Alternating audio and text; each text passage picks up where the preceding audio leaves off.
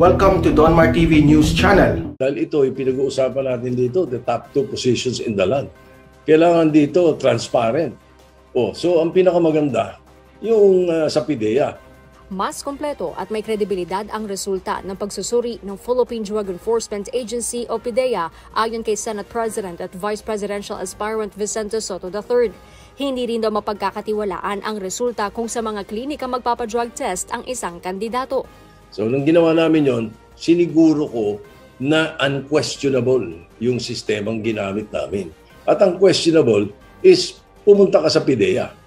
Doon mismo kasi may system sila kung paano gagawin. Hindi pa pwede yung basta drug testing center o kung saan clinic yan o ano. Hindi reliable yun. Una, yung drug testing kit na ginagamit pang shabu lang or pang marijuana lang. Dagdag ni Sotto, nasa kandidato na kung uulit ito sa pagpapadrug test sa PIDEA at nasa taong bayan na rin daw kung paniniwalaan nito ang mga resulta na hindi galing sa ahensya. Ilan na sa mga kandidato ang naglabas ng negatibong resulta ng drug testing. Kabilang na riyan si dating Senador Ferdinand Bongbong Marcos na nagpakita ng negative results pero hindi galing sa PIDEA kundi sa isang pribadong ospital sa Taguig at sa Philippine National Police o PNP Crime Laboratory Office. Kaninang umaga, sumailalim naman sa drug testing sa PIDEA ang tambalang Manila Mayor Isko Moreno Domagoso at Doc Willie Ong kung saan negatibo ang lumabas na resulta. The people of our country deserves to know. They need to know because isa sa mga sumisira sa ating lipunan ay ang droga. Si Vice President Lani Robredo, una na ring sinabi na handa siyang sumailalim sa drug testing, ngunit dapat anya ay random at unannounced. Pero hindi anya mahalaga kung sa pampubliko o pribadong institusyon ito isasagawa basta't may tiwala sa pagiging lehitimo at accuracy ng drug test. Samantala, ang presidential aspirant na si Senator Christopher Bongo nakahanda rin daw na sumailalim sa kahit anong uri ng pagsusuri. Lahat po ng test ay willing po akong gawin. Aside from drug test, kahit kung kakailanganin, neuro test, ano pa bang test natin. Para importante po rito, mapatunayan natin na we are fit to lead this country. Habang si Caliote de Guzman, sinabi na noon na nakahanda siya kung gagawin itong sapilitan ng Commission on Elections. Lumagda sa kasunduan ng Partido Federal ng Pilipinas, hugpong ng pagbabago, lakas CMD at pwersa ng masang Pilipino para bumuo ng alyansa na tinawag nilang Uniteam. Ito ay bilang pagsuporta sa tandem ni na dating Senador Ferdinand Bongbong Marcos Jr. at Davao City Mayor Sara Duterte Carpio sa darating na eleksyon. Si Marcos ang standard bearer ng Partido Federal at si Mayor Sara naman ang vice presidential candidate ng lakas CMD. This is precisely the advocacy. This is precisely the ideology behind my candidacy, the candidacy of Mayor Inday. Together, we have come together on the basis of unity. As your vice presidential candidate, I am proud of this agreement that powerfully illustrates leadership transcending throughout political colors. Bago ito, formal na ini-adapt ng lakas CMD si Marcos bilang kanilang presidential candidate. Voluntaryo namang nagpa-drug test ngayong araw sina Manila Mayor Isko Moreno Domagoso at ang kanyang running mate na si Doc Willie Ong sa headquarters ng Philippine Drug Enforcement Agency. Negatibo ang dalawa sa anumang uri ng ipinagbabawal na gamot.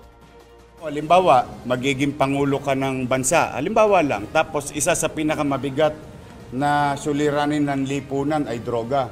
Then how can you go against those illegal substance when you yourself is a user? Hindi naman sang-ayon si Moreno at kapwa niya presidential aspirant na si Senator Panfilo Lacson na basta na lamang tanggalin ang BRP Sierra Madre sa Ayungin Shoal. Tell it to the Marine. It's ours. At ang mga mangingisda natin dapat makapangisda sa West Philippine Sea. Huwag nating bayaan na iusog.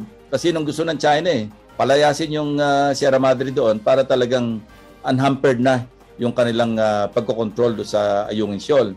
So dapat, kung pwede nga, dagdagan natin ng tropa. Planong maghain ng resolusyon ni Senator Lacson na magkokondena sa ginagawa ng China sa West Philippine Sea. Nais naman ng running mate niyang si Senate President Vicente Sotto III na muling mapag-aralan ng Mutual Defense Treaty at Enhanced Defense Cooperation Agreement o EDCA sa Estados Unidos. Nag-ikot naman ngayon sa Cavite sina Vice President Leni Robredo at ang katandem na si Senator Francis Pangilinan. Ibinahagi ni VP Robredo sa kanyang mga taga-suporta at volunteers na Caviteño ang pinagdaan ng hirap bilang Vice Presidente. Hindi po sana ako magkakandidato kasi naging napakahirap po nung past 5.5 years para sa akin. Napakahirap dahil alam nyo naman siguro na yung panunungkulan ko as Vice President, talaga lahat yatang klaseng kahirapan ay itinapon sa aking daanan. Pero sa akin po ay nag-concentrate lamang ako lahat na paninira, lahat na fake news, lahat na pagpahirap ay talaga pong pinagdaanan ko. Pero ang sabi ko, meron akong obligasyon ng 6 na taon, dito lang ako magpo-focus. Nais naman ni Leody de Guzman na isulong ang 125 billion pesos na tulong para sa mga maliliit na negosyong naapektuhan ng pandemya. Ayon sa labor leader, kailangan proteksyonan ng micro, small and medium enterprises o MSMEs dahil sa umaasa dito ang maraming manggagawa. Sinabi naman ni Senator Christopher Bongo na hindi niya pinangarap na tumakbo bilang Pangulo ng bansa. Ngunit kung talagang hindi pa panahon para siya ang mamuno sa bansa, handa siyang magsakripisyo para wala nang maipit, masaktan at mamroblema. Marami pa naman anyang paraan para makatulong sa kapwa at saan man anya siya dalhin ng tadhana, patuloy siya magseserbisyo. Bumagsak, bumaba sa survey si former Senator Bongbong Marcos. Oh ha?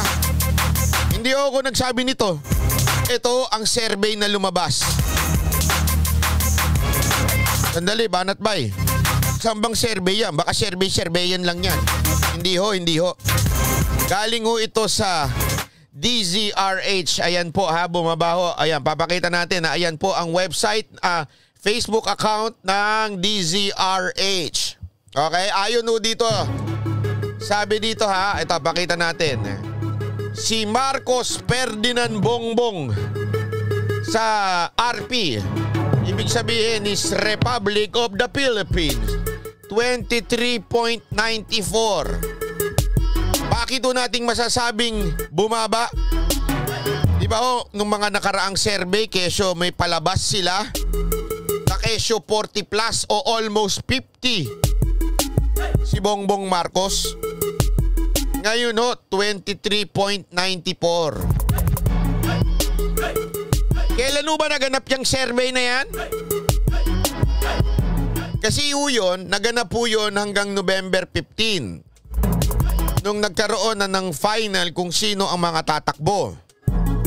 Pero ngunit dapat subalit, di ba sinabi ko naman sa inyo, hindi pa bumabanat si Pangulong Duterte noon kay Bongbong Marcos. Huwag niyong kakalimutan, mataas pa rin ang tiwala ng taong bayan kay Pangulong Duterte. More than the Marcoses. Credibility, malayo ang mga Marcoses sa Duterte. Si Pangulong Duterte pa rin ang pinagkakatiwalaan ng sambayan ng Pilipinas. Nakita nyo naman yung survey niya. Sabi nga, numbers don't lie. O, diba? So, ito ho galing ho ito sa DZRH 4 hours ago. Ang tanong, who would you vote for president if the election will be held today? At wala yung pangalan ko dyan. 23.94. Si Bongbong Marcos. Sumunod si Dumagoso. Isko Moreno, 21.78. 78 nga ba yun? Medyo malabo na yung mata ko eh. O basta, pag 21.75, ira-round up natin, that's 22. Si Bongbong Marcos, 24. Si Isko, 22. Si Pacquiao, anong Manny? Si Manny Pacquiao, 15.94, meaning 16. Si Leni Robredo, 15.10. Ibig sabihin ko niyan, 15 pang nira-round off. Si Christopher Bongo, 14.25. So ibig sabihin 14. Si Pampilo Lacson, 6. Si Ernie Abella, 0%.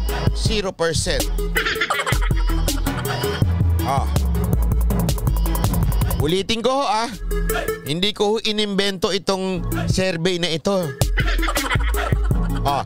Baka sabihin nung iba, magkaibang survey naman yun dati. Sige. Survey ni, ano yun, di ba? Kailan sabi nga nila, ang nasa likod ng survey na kung saan 40 plus, almost 50 si Bongbong, kila malutikila yun. Alam naman natin na nag-PPR yun sa mga kandidato. So sa totoo lang, mas hindi pa kapanipaniwala yun. Pero let's just say it's true, okay? Hindi natin pagdududahan, hindi natin sasabihin na, PR kasi yan, ganito, hindi ganyan. Hindi. Sabihin na natin totoo yun, okay? 40 plus si Bongbong Marcos, almost 50. Ilagay na natin sa 50. Bakit dito sa survey na ito? Sa RP Mission and Development Foundation, ang baba ni Bongbong Marcos. Ako naniniwala ako na simple laang naman ito, simple laang. Sa tingin ko, bumagsak talaga si Bongbong Marcos noon sa mga bitaw ni Pangulong Duterte. Sabihin ka ba namang weak? Sabihan ka ba namang spoiled? Bakit kaya spoiled? Sabihan ka ba naman ang malakas lang naman yung tatay mo? Yung apelido nyo, yun lang naman Pero ikaw, weak. Diba? Ibig sabihin ng weak, mahina. Ang ibig sabihin ni Pangulong Duterte ng weak, di ba example niya nga yung pumunta siya sa Marawi nung ganito. Ilang beses silang nagpunta nun sa Marawi. Ganun si Pangulong Duterte. Pag may sakuna na andon. Pag may labanan na andon. Parang ine-example niya nga na si Bongbong Marcos daw, wala yan. Andun lang siya sa mansion niya. Ewan ko ba, maraming nalolokong kababayan natin. Nahirap-hirap na kayo sa buhay. Ang kandidato pang gusto ninyong mamuno ay yung pa-relax-relax lang sa kanilang mga mansyon. Bakit ganun? Ayaw nyo sa kandidatong bumababa sa inyo, tinutulungan kayo? Gusto nyo yung andun lang sa mansyon?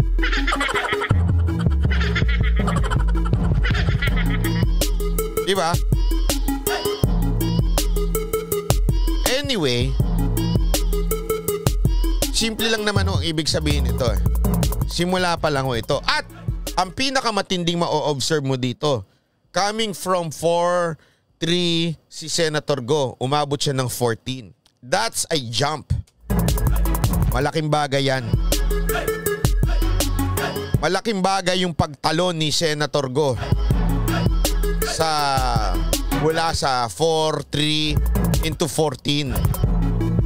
Masyado pang maaga. Paano yan, Banat Bay? Parang gusto na atang mag-quit ni Senator Go. Pinag-usapan na natin to kahapon. Babalikan ko lang ng konti, Alam nyo, ganito lang kasimple yan. Si Senator Go ay hindi politiko. Si Senator Go ay totoong tao.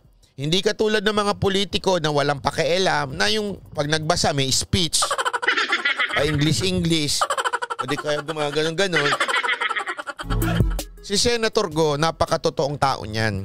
Ano ibig sabihin ng totoong tao? Ibig sabihin, siya ho ay sobrang honest sa kanya nararamdaman. Feeling ko, isa sa mga factor na nararamdaman ni Senator Go, feeling ko lang naman to, yung nagkakaroon ng banggaan. Alam naman ho natin whether, diretsuhan tayo dito. Hindi natin to i-admit, lalo na kung ikaw ay Duterte supporter, pero nakikita mo to for sure. Na may konting problema ho pagdating ho kay Pangulong Duterte at sa kanyang anak. Alam niyo yan, sigurado, ayaw lang natin aminin. Ayaw nating pagbanggain yung mag-ama. Pareho nating nire-respeto. And yet, kitang-kita nyo ho yan. Bakit to? Si Pangulong Duterte na mismo nanggaling sa bibig niya. Diba?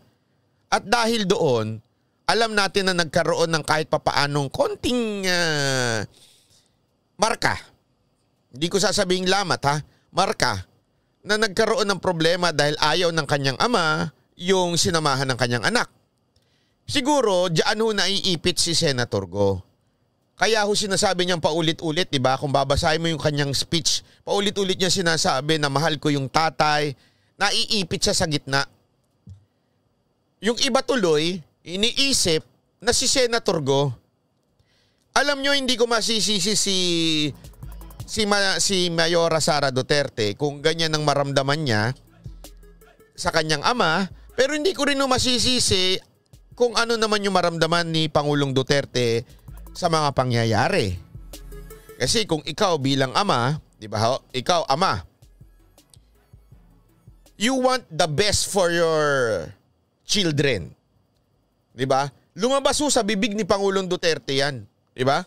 Sabi niya, ikaw yung nangunguna. Everyone is expecting you to run for the president position, di ba? As a matter of fact, kung tumakbo si Mayor Sarang presidente tas nag-slide down si BBM bilang vice, the loyalist and the tanso, kasi tandaan nyo, magkaiba ho yung loyalista at sa tanso the loyalist at saka yung tanso at saka yung DDS magiging united to support Mayor Sara Duterte, di ba? Tama mali? Magkakaiba lang ho tayo ngayon sa Vice President, which is, hindi ko naman sinasabing mas less important, pero mas maganda ng united tayo for the President. Ngayon iba ho Iba ang senaryo. Sa totoo lang eto, wala akong biro ito ha. Hindi ko sinasabing ganito nararamdaman ko, kinikwento ko laang. Dahil sa desisyon ni Mayor Sarang tumakbong Vice President at alam naman natin, nakita natin na nagkaroon ng konting friction. Marami ngayon ang nahiwalay. Meron talagang kay Bongbong Marcos at meron naman kay Senator Go. At pagdating ko sa Vice President, meron mga na-disappoint. Sa katunayan, marami nga ngayon. Ito, walang biro ito ha. Crystal B, maraming salamat po Happy Thanksgiving din. Okay. Ito, seryoso ito. Hindi ho ako ha. Marami ho akong nakausap. Nagtatanong sila, bakit ganun, bakit ganyan? Hindi ko sila masagot dahil hindi ko naman masyadong kakilala ho si Mayor Sara Duterte. Pero ang sabi nila, parang iba na yung gusto naming iboto. Parang na-disappoint kami na naginto yung tatay. Marami hong ganyan. Kahit nga ngayon kayo sa mga comment nyo, marami ang nagsasabing ganyan Diba? Even if i-campaign ko pa rin sa inyo si Mayor Sara, marami sa inyo medyo na-disappoint. Diba ho? Dahil ho sa desisyon na ganun. At nakikita naman ho natin, hindi ho ba kayo nalulungkot dun sa mga karaban? Nawala na ho yung kulay berde. Yun ho yung kulay ng anak. Puro pula. Ang nakaberde, mag-isa na lang. Diba? Marami hong nasaktan dun. Kasi ho, alam nyo, eto walang biro ho ito sasabihin ko sa inyo.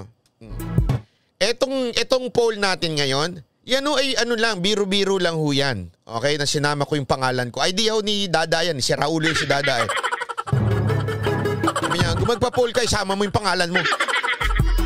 Alam mo, sabi niya nga sa akin, isama mo yung pangalan mo, kahit dalawa lang ni BBM. Sabi ko, wag naman ganun, sama natin yung iba.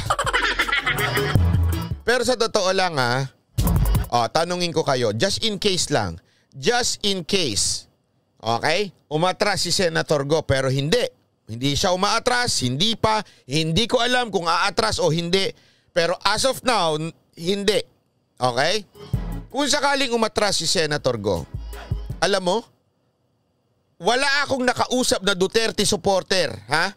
Yung tunay na Duterte supporter at sinabi nilang, pag umatras si Senator Go, boboto ko na si Bongbong Marcos. Wala.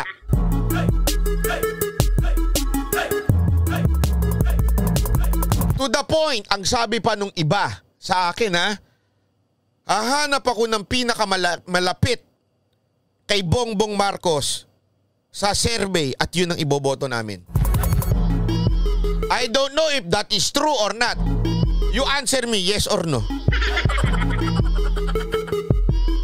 Kasi alam nyo, sawa na ho eh. Sawa na ho ang taong bayan sa dati na nating sinuka at kakainin na naman natin ngayon.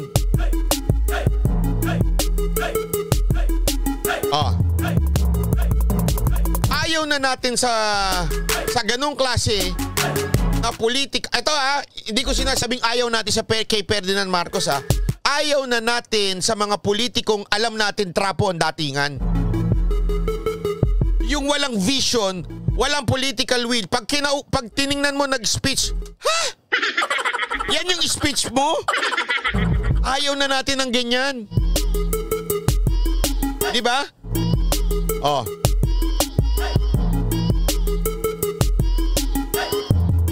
Pero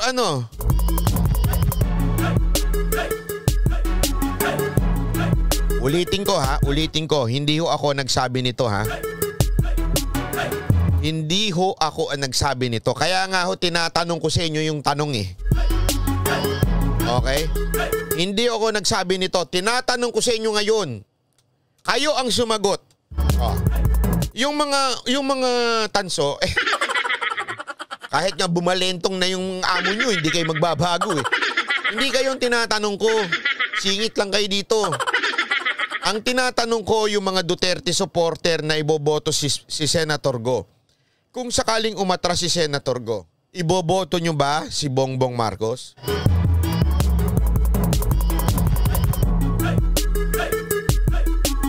Rod Oglimen, maraming salamat po from Oglimen Family San Francisco. Sabi nito ni Regina Constantino, kung sakaling hindi tumakbo. Si Senator Go, hindi na ako boboto. Di ba? Yan ang mga Kasi nga hindi naman dahil sa ayaw natin kay Bongbong Marcos nang walang dahilan. Marami tayong dahilan kung bakit ayaw natin yung mama na yon. Ako, for one, sa akin ito sa aking pananaw lang to, hindi ko sinasabing ito ang pananaw ninyo Aking pananaw, ayoko si Bongbong Marcos dahil wala naman ako nakita sa kanyang rason para iboto ko siya. Wala. Bigyan mo ko ng magandang dahilan para iboto kita. Wala Wala akong nakita sa lugar niyang masasabi kong extraordinary. Wala akong nakita sa kanyang nung bilang senador siyang extraordinary. Wala.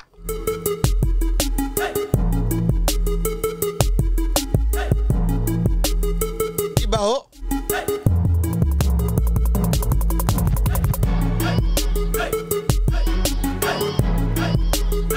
Pero definitely hindi ko boboto si Leni Robredo. Kita nyo nga wala nga si choices.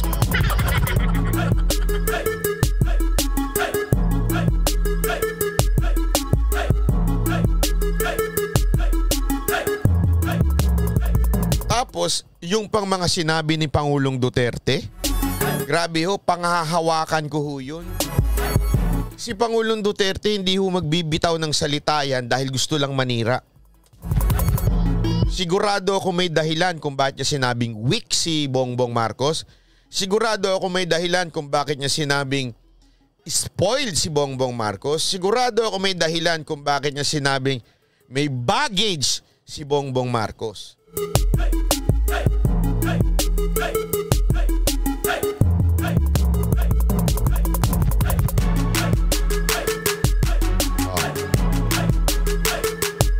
Yung iba dyan nagagalit sila.